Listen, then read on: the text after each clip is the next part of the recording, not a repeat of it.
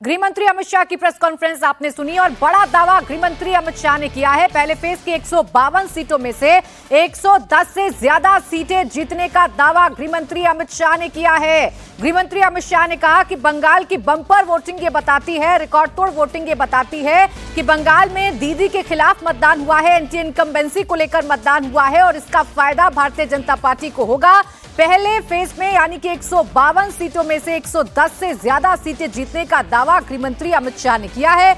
बंगाल में first phase की voting हो चुकी है, रिकॉर्ड तोड़ वोटिंग हुई है। जनता ने किसके फेवर में वोट किया है वो तो 4 मई को पता चलेगा, लेकिन चुनाव के बीच गृह मंत्री अमित शाह ने बड़ा दावा किया। आपसे थोड़ी देर पहले अमित शाह जो प्रेस कॉन्फ्रेंस अभी कर रहे थे, जो अभी खत्म हुई है, उसमें गृह मंत्री अमित शाह ने बंगाल में प्रचंड बहुमत के साथ सरकार बनाने का दावा किया।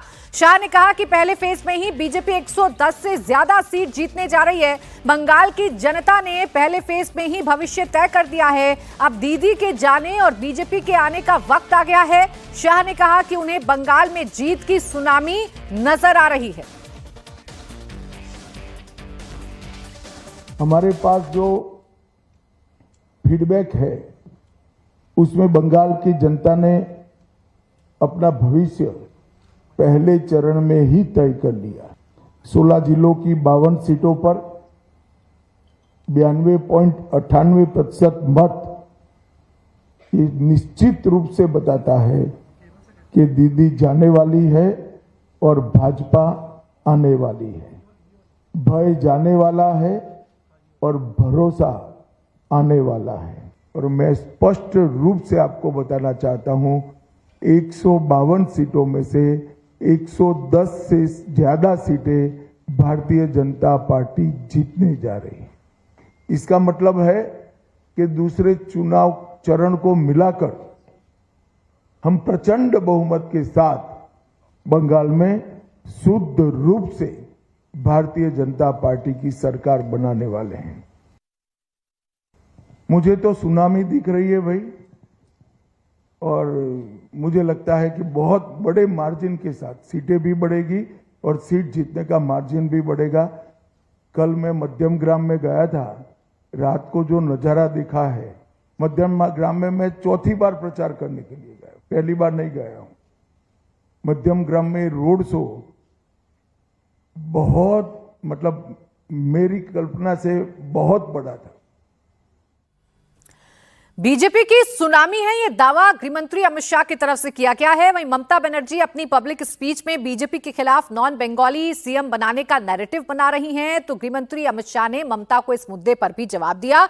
शाह ने कहा कि बंगाली बोलने वाला, बंगाली मीडियम में पढ़ा हुआ और बंगाल का ही रहने वाला बीजेपी सरकार सीएम बनाएगी। बीजेपी सरकार की पहली प्राथमिकता महिला सुरक्षा होगी और इसके लिए पहले दिन से ही काम शुरू हो जाएगा।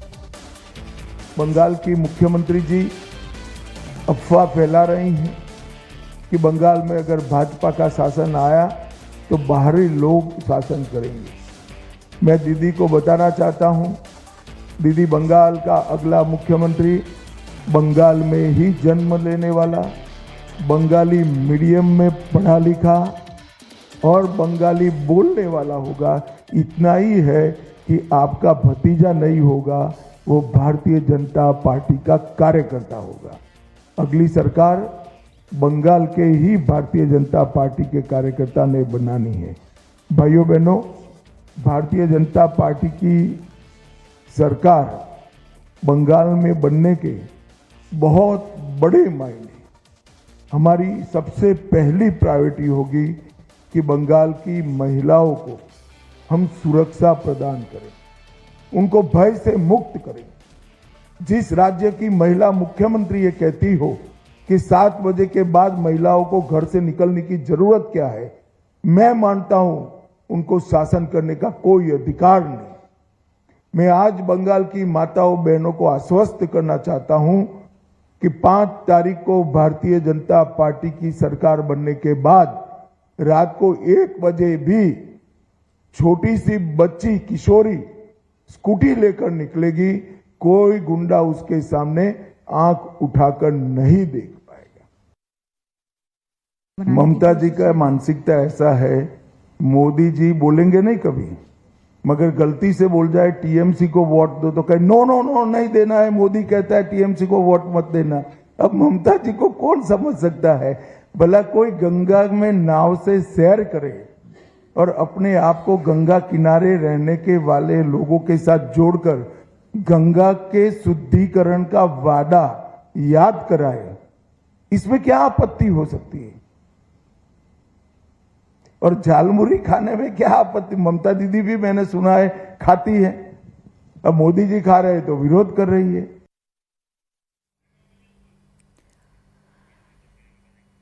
तो देखिए, ममता बनर्जी जो नैरेटिव बनाती हैं उसे तो गृह मंत्री ने ध्वस्त किया ही है। साथ ही साथ ये तस्वीरें भी आज बंगाल में एक बार फिर चर्चा का विषय बनी हुई हैं। बंगाल चुनाव के बीचों बीच प्रधानमंत्री नरेंद्र मोदी की एक गंगा यात्रा, नाव पर बैठकर गंगा यात्रा, हाथ में कैमरा लिए प्रधानमंत्री नरेंद्र मोदी नजर आए, फोटोग्राफी करते हुए प्रधानमंत्री नरेंद्र मोदी नजर आए। सीधे तौर पर गंगा सफाई का अपना जो संकल्प है एक बार फिर से इन तस्वीरों के जरिए प्रधानमंत्री ने दोहराया।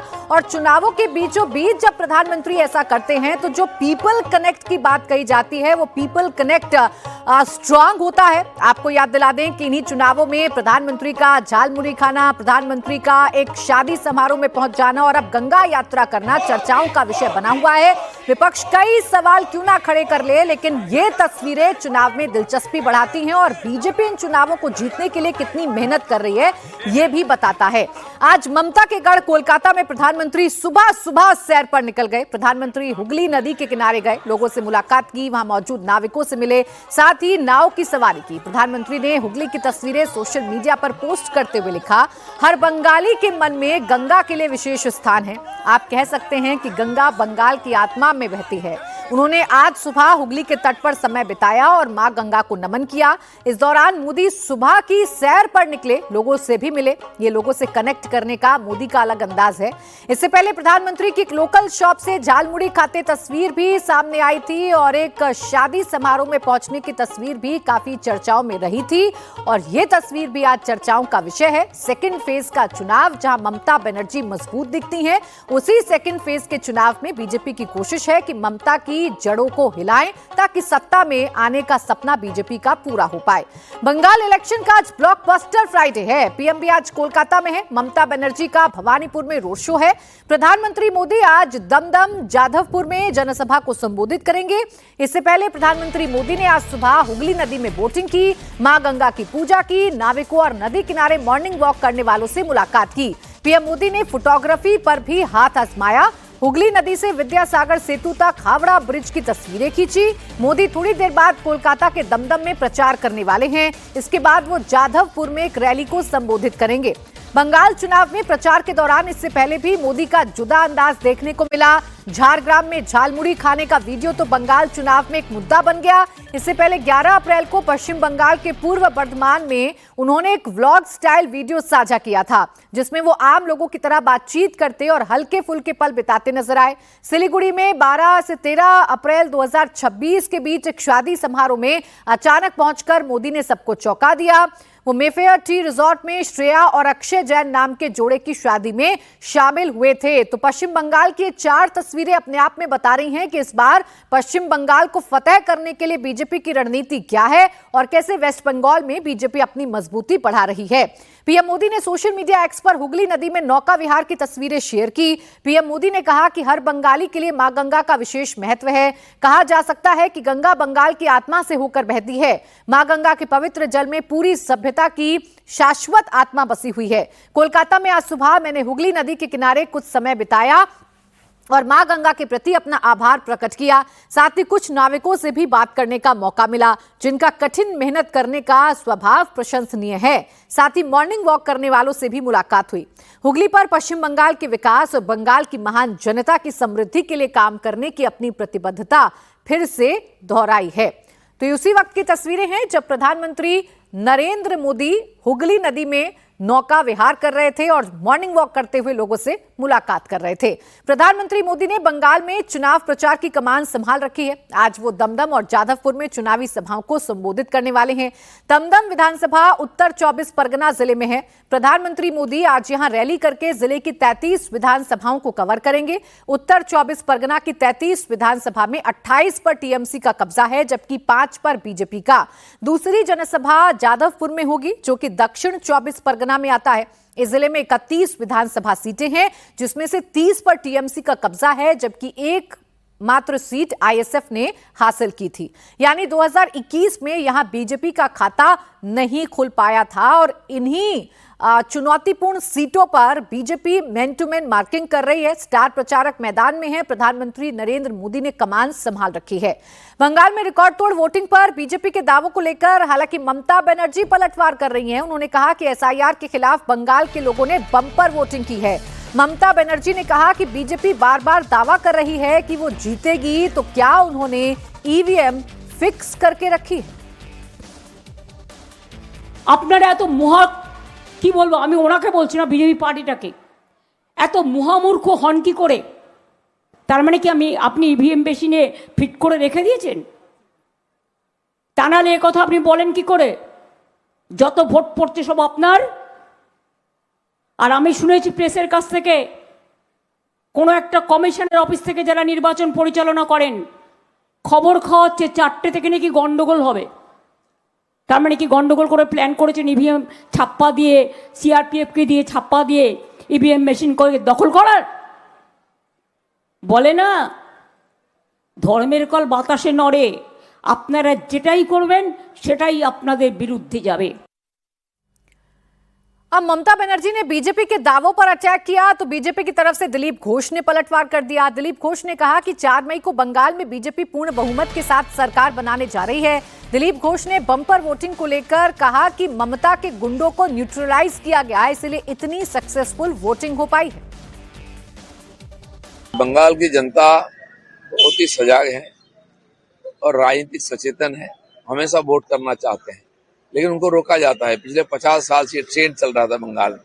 चुनाव कमीशन ने इसको तोड़ दिया है और जैसा कि लोगों की सुरक्षा शांति निश्चित किया गया, लोग निकल करके वोटिंग किया है, पूरा देश देखा और इसका परिणाम होगा 4 तारीख के बाद व्यापक परिवर्तन होगा। मेजोरिटी के साथ बीजेपी का सरकार बनेगा।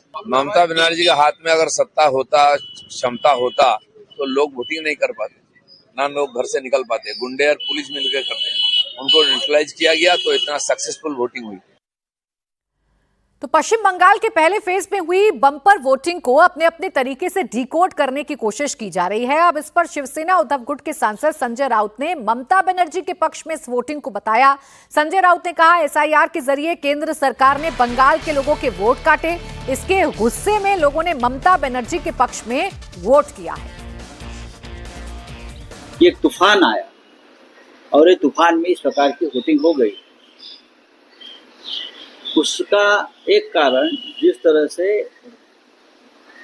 बंगाल में एसआईआर का जबरदस्ती हो गया है, ये भी एक कारण है। लोगों ने जमकर वोटिंग किया। अगर आपने 70 लाख वोट काट दिए तो हमने 70 लाख ज्यादा वोट दे दिए ममता दीदी के फेवर। मैं ये अनुमान लगाता और ये अच्छी बात है। अगर ज्यादा से ज्यादा लोग वोट करते हैं तो ये लोकतंत्र के लिए अच्छी बात है। लेकिन इस बार पश्चिम बंगाल में क्या किया बीजेपी ने और सरकार ने, आपको मालूम होगा। देश में जहां जहां बंगाली लोग हैं वो सबको सरकारी खर्चे से पश्चिम बंगाल में लाया गया, चाहे वोटर हो या न हो, सबको लाया गया और सबको कहाँ वोट करो। पैसे की बहुत बड़ी डिस्ट्रीब्यूशन भी हो गया, सब देखा है हमने। अब फर्स्ट फेज के मतदान के बाद राजनीतिक दलों का दावा तो आपने सुन लिया, लेकिन पश्चिम बंगाल के पहले फेज में कहां कितनी वोटिंग हुई है ये आपको बता देती हूं, जिससे आपको ये समझ में आएगा कि ये दावे राजनीतिक दल क्यों कर रहे हैं। 2021 की वोटिंग से आंकड़ा कितना बड़ा है, पूरी डिटेल आइए आपके सामने रखती हूं और आपको बताती हूं कि पश्चिम बंगाल में इस वक्त पहले फेज की वोटिंग की इतनी ज्यादा चर्चा क्यों हो रही है, क्योंकि इस बार रिकॉर्ड टूट गया है। इस बार पश्चिम बंगाल में रिकॉर्ड टूटा है। अलीपुरद्वार की बात करें तो 2026 यानी कि कल 92.71% वोटिंग हुई है, जबकि 2021 में इसी अलीपुरद्वार में 85.62% वोटिंग हुई थी। बढ़ोतरी कितनी की हो गई? 7% मतदान की बढ़ोतरी अलीपुरद्वार में हुई है। इसके अलावा उत्तर दिनाजपुर की बात करूं तो उत्तर दिनाजपुर में 94.16% वोटिंग हुई है। 2021 में वोटिंग कितनी थी? 83.81%। और यहां बढ़ोतरी कितनी हुई है? 10.35% वोटिंग में बढ़ोतरी हुई है। कहां पर? उत्तर दिनाजपुर में। वहीं कालिंपोंग की अगर बात करूं तो कालिंपोंग में इस बार जो वोटिंग प्रतिशत रहा वो रहा 83.07%, जबकि 2021 में 70s में था, यानी कि 74.30% 2021 में मतदान हुआ था। और यहां पे कितनी बढ़ोतरी हुई है? 8.77% मतदान की बढ़ोतरी हुई है कालिंपोंग में। कूच बिहार की बात करूं तो कूच बिहार में आंकड़ा 2026 का यानी कि कल का 96.04% है, जबकि 2021 में 90 से नीचे था, 88.40% था। यहां भी जो मतदान में इजाफा हुआ है वो 7.64% का इजाफा हुआ है। सबसे ज्यादा जो बढ़ोतरी है वो इन जिलों में देखने को मिल रही है। जलपाईगुड़ी की बात करूं तो कल हुए मतदान में 94.65% मतदान हुआ है। 2021 में यहां पर 88.46% मतदान हुआ था, यानी तकरीबन 6% की बढ़ोतरी जलपाईगुड़ी में भी हुई है। वहीं झारग्राम की बात करें, जहां प्रधानमंत्री ने झालमुरी खाई थी, काफी चर्चा हुई उस फोटो की, यहां 92.26% का मतदान हुआ है कल, जबकि 2021 में यहां 87.3% मतदान हुआ था। इजाफा हुआ है कितने का? 4.93% का इजाफा हुआ है मतदान में। इसके बाद दक्षिण दिनाजपुर की भी बात कर लेती हूं। दक्षिण दिनाजपुर में 95.44% मतदान कल हुआ है। 2021 में ये 87.50 था। यहां पर भी तकरीबन 8% की बढ़ोतरी हुई है, 7.94% की बढ़ोतरी हुई है। दार्जिलिंग की बात करें तो दार्जिलिंग में 2026 यानी कि कल हुए मतदान में 88.80% मतदान हुआ है, जो 2021 में 81.32% था। यहां पर भी 7.48% की बढ़ोतरी हुई है। और यही बढ़ा हुआ मतदान राजनीतिक दल अपने अपने तरीके से डिकोड कर रहे हैं। बीजेपी कह रही है कि बम्पर वोटिंग बता रही है कि इस बार शांतिपूर्ण तरीके से मतदान हुआ है, और बीजेपी इन आंकड़ों को लेकर काफी उत्साहित नजर आ रही है। पश्चिम बर्धमान की बात करूं तो कल यहां 90.33% वोट पड़े हैं, जबकि 2021 में काफी कम था, 76.16% था। यहां पर 14% की बढ़ोतरी हुई है। वहीं पश्चिम मेदिनीपुर, पुरुलिया और पूर्व मेदिनीपुर में भी इसी तरीके से बढ़ोतरी हुई है। तो ये पूरी तरीके से कहा जा सकता है कि बम्पर वोटिंग को लेकर पश्चिम बंगाल में कई तरीके की बातें हैं जो कही जा रही हैं। बम्पर वोटिंग ने यह बता दिया है कि इस बार का चुनाव लहर वाला चुनाव है। अब आगे बढ़ेंगे, बात करेंगे बिहार की, जहां नए सीएम सम्राट चौधरी विश्वास मत हासिल कर रहे हैं। इसके लिए विधानसभा का एक दिन का सत्र बुलाया गया है, जहां सम्राट चौधरी बोल रहे हैं। बहुत चर्चा चल रही है, मैंने देखा सोशल मीडिया, नए नए मीडिया के रूप आए हैं, मैं खुद भी नहीं समझ पाता हूं। मैं यदि माइनर होता 1995 में तो मेरे को जेल में रखता क्या, बाल सुधार गृह में रखता। 1995 में मैं जेल में रहा, और ये सारे मामले कोई नया नहीं है। मैं लोअर कोर्ट लड़ा हूं, हाई कोर्ट लड़ा हूं, सुप्रीम कोर्ट लड़ा हूं, सब बार लड़कर जीतकर यहां बैठा हूं, कहीं कहीं दिक्कत नहीं। जो आदेश सुप्रीम कोर्ट का होता है, न्यायालय का होता है, वही करता हूं। और डिग्री में आप भाई पीछे छूट गए। मैं तो यूजीसी हो या यूनिवर्सिटी का मान्यता हो, जब तक उसका प्रमाणित नहीं किया गया तब तक मैं एफिडेविट में अपना, और इसके लिए भी अब चर्चा होगी कि एफिडेविट हाफिडेविट आप कह रहे हैं। अरे भैया, ये बिहार के लोग अब ये बोल रहे हैं कि 3 बार आपका शब्द बदल गया। अरे भाई, मैं 6ठी बार मंत्री के दर्जे में हूं, मुख्यमंत्री हूं। 1999 में पहली बार मंत्री बना, 27 साल हो गए। जितने समय के बाद तो लोग राजनीति छोड़ देते हैं। अभी हमारे भाई अख्तरुल जी ने कहा कि सबसे युवा मुख्यमंत्री, लालू जी सबसे पहले युवा मुख्यमंत्री हुए, लेकिन पूरे बिहार को लूटने में लग गए। इसलिए युवा नहीं, बिहार को समृद्ध बनाना है, बिहार की समृद्धि के लिए काम करना। बिहार में नीतीश कुमार जी और प्रधानमंत्री जी ने जो संकल्प लिया है, 1 करोड़ लोगों को सरकारी नौकरी और रोजगार देना है, इस वादे पर काम करना है। और महिलाओं के लिए स्पष्ट बताना चाहता हूं, नीतीश कुमार जी एक गार्जियन के तौर पर बिहार में काम करते रहे। आदरणीय प्रधानमंत्री जी लगातार महिलाओं के सम्मान में आगे बढ़ रहे, और अभी कह रहे थे ना कि आरक्षण के अंदर आरक्षण दे दीजिए। विजय बाबू उठे तो इनको कहे कि दर्द हो रहा है। आज देख लीजिए, हमारी बहनें यहां बैठी है, 29 विधायक हैं यहां पर, उसमें से 23 विधायक सिर्फ ओबीसी या दलित समाज से है, 2/3 से अधिक। जब आरक्षण होता, आज यदि संसद में बिल पारित हो गया होता, तो यहां 29 नहीं 122 विधायक जीतकर हमारी बहनें आएंगी। यह व्यवस्था चाहते हैं मोदी जी, और नीतीश कुमार जी ने तो इसके लिए किया, इसके लिए किया। 2006 में जब कानून बना रहे थे पंचायती राज के अंतर्गत, तो 50% महिलाओं को आरक्षण दिया, और 50% महिलाओं को आरक्षण दिया तो आपको जानकर खुशी होगी कि आज के तारीख में नगर निकाय में और पंचायती राज में 59% महिलाएं चुनाव जीतकर आ रही है, मतलब 50 से 59 हो गया। इसलिए महिलाओं का सम्मान करना पड़ेगा, और मैं तो गारंटी देता हूं कि स्पष्ट तौर पर बिहार की पुलिस काम करेगी, और महिलाओं के तरफ कोई भी गलत नजर उठाता है तो उसको पताल से भी निकालने का काम हमारी पुलिस करेगी साथी। और बिहार में सुशासन, लगातार कई साथी हमारे काम करते रहे। यहाँ पर राजस्व में आपने देखा कई चीज़ों को 2011 में से लगातार लोक सेवाओं का अधिकार कानून लागू किया गया, बिहार भूमि पोर्टल शुरू किया गया, ई मोटेशन की सुविधा शुरू की गई। उसके बाद दिलीप जायसवाल जी आए, उन्होंने इसको आगे बढ़ाया, ई प्रबंधन को। विजय सिन्हा जी आए, उन्होंने ई मापी की व्यवस्था कराया, राजस्व न्यायालय में ई कोर्ट की व्यवस्था कराया। संजय सरावगी जी थे, इसको पूरा डिजिटल कराने का काम किया। लेकिन जरूर आश्वस्त करता हूं साथियों, आपने मौका दिया है 3 चीजों को, ब्लॉक, अंचल और थाना, इसको मेरा सीएमओ इसको पूर्ण रूप से देखेगा और बिहार की जनता को पूर्ण रूप से सारी सुविधा मिल सके, इसकी सुनिश्चित करने का काम किया जाए। इसलिए पूरे बिहार की चिंता लगातार आदरणीय नीतीश कुमार जी के नेतृत्व में होता रहा है।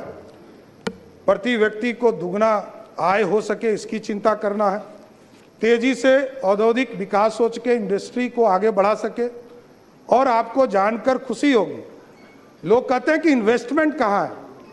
मैं बताना चाहता हूँ, 2024 के 28 जनवरी को हम लोगों ने ओथ लिया आदरणीय मुख्यमंत्री नीतीश कुमार जी के साथ।